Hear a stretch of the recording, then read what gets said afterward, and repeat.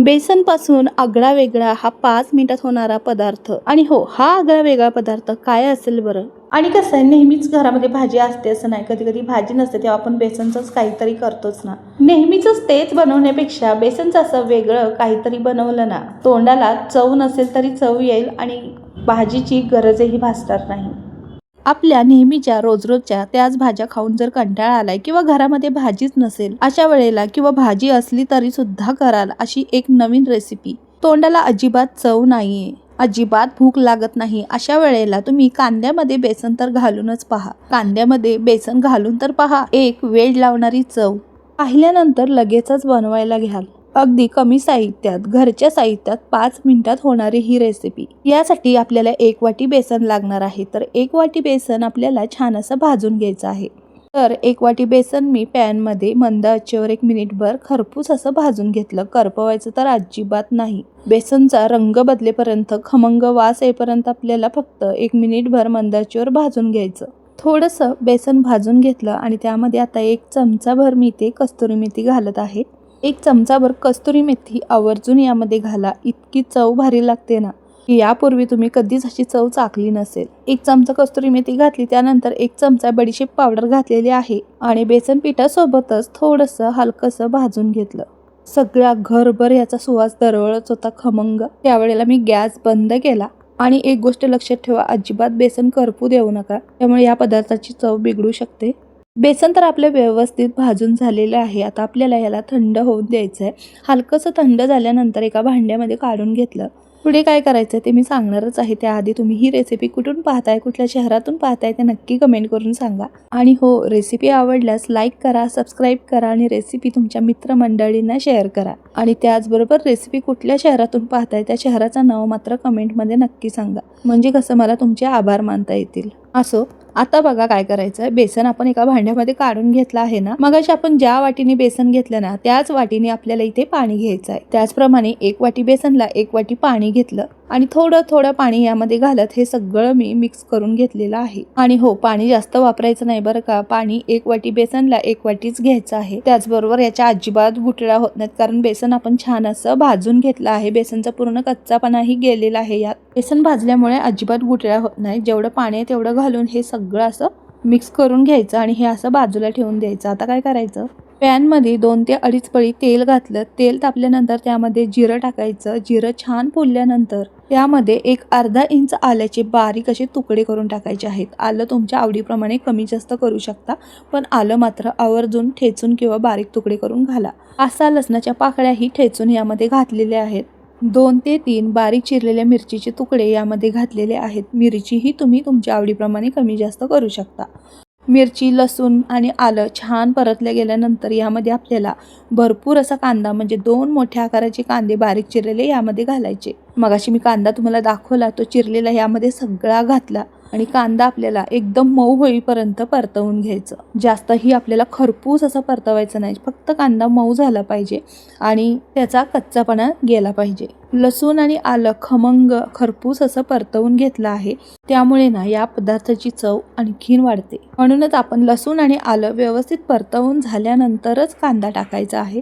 कांदा बघा आपलं व्यवस्थित परतवून झाल्यानंतर त्यामध्ये 1 मोठ्या आकाराचा टोमॅटो घेतला आहे. तो बारीक चिरून यामध्ये घातला. कांद्यासोबत आपल्याला टोमॅटोही मस्त असा परतवून घ्यायचा. कांदा टोमॅटो परतत असताना यामध्ये चवीनुसार मीठ घालायचं आहे.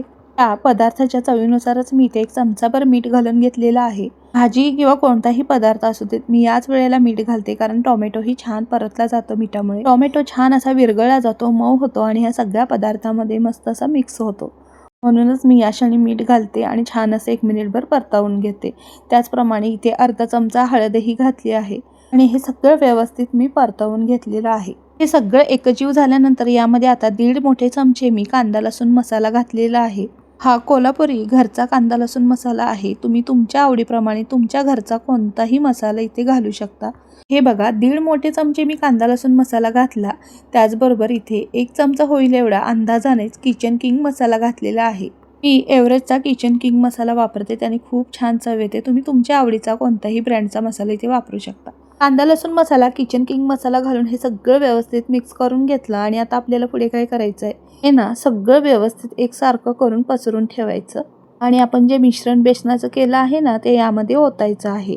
एकसारखं सगळ्या बाजूनी ओतून घ्यायचं या पद्धतीने. मिश्रण असंच घट्टसर असलं पाहिजे बघा.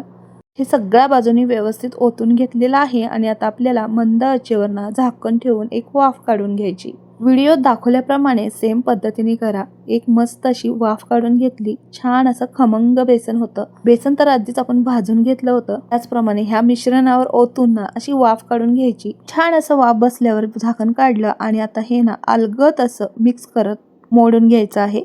थोडं एकत्र करत अशा पद्धतीने मिक्स करायचं. हा आगळा वेगळा झणझणीत पदार्थ यापूर्वी तुम्ही कधीच केला नसेल. याची चव इतकी भारी लागते ना. मी एकदा बनवलात ना नेहमीच याच पद्धतीने रोजच बनवाल. मंद आचेवर गॅस ठेवून हे सगळं व्यवस्थित मिक्स करून घेतलं. परत एकदा झाकण ठेवून आपल्याला ह्याला एक छान वाफ काढून घ्यायची आहे. याचा कच्चापणा तर गेलेलाच आहे पण हे सगळं व्यवस्थित ह्या मसाल्यांबरोबर मिक्स करून घ्यायचं आणि मंद आचेवर हे छान असं परतवून घ्यायचं आहे. हे जेवढं व्यवस्थित परतवाल ना तेवढं खमंग होत जाईल. गरमागरम कडकडीत भाकरीसोबत, चपातीसोबत किंवा वरण भातासोबत एक नंबर लागतं. याच्यासमोर अंड्याची भुर्जी किंवा पनीरची भुर्जी ही फेल होईल. तोंडामध्ये घास टाकताच ना वाह म्हटल्याशिवाय राहणार नाही अशी चव आहे याची. ही एक वेड लावणारी चव आहे. या पद्धतीने तुम्ही नक्कीच करून पहा. शेवटी आपल्याला भरपूर अशी भुरभुरून घ्यायची आहे ती हिरवीगार कोथिंबीर मात्र बारीक चिरलेली भरपूर घाला याच्यामध्ये. आणि हे सगळं व्यवस्थित मिक्स करून मंद आचेवर परत एकदा झाकण ठेवून एक छान अशी वाफ काढा. एका वाफेतच छान असं मस्त मुरलं जातं हे सगळं आणि याची चव मात्र दुप्पट होते. छान असं कुरकुरीत होईपर्यंत तुम्ही केलात तरी चालेल. जेवढं हे तुम्ही परतवाल ना त्याची चव आणखीन वाढत जाते. त्याचबरोबर भाकरीसोबत तुम्ही हा पदार्थ प्रवासातही नेऊ शकता. आतापर्यंत तुमच्या लक्षातही आलं असेल आपण आज काय बनवलं आहे. तर मंडळी ही बेसन भुर्जी आहे. तर तुम्ही याला बघून झुणका म्हणाल तर झुणका तर अजिबात नाही. तुम्ही या पद्धतीने एकदा बनवलात ना तर तुम्हाला याची चव नक्कीच कळेल. तर भरपूर असा कांदा आणि एक वाटी बेसनपासून आपण बेसन भुर्जी आज बनवली आहे अगदी वेगळ्या पद्धतीने. आणि जी पद्धत दाखवली आहे ना सेम त्याच पद्धतीने तुम्हीही करून पहा. नक्की सांगते खात्रीने की तुम्ही कमेंट करून सांगाल रेसिपी कशी झाली ती.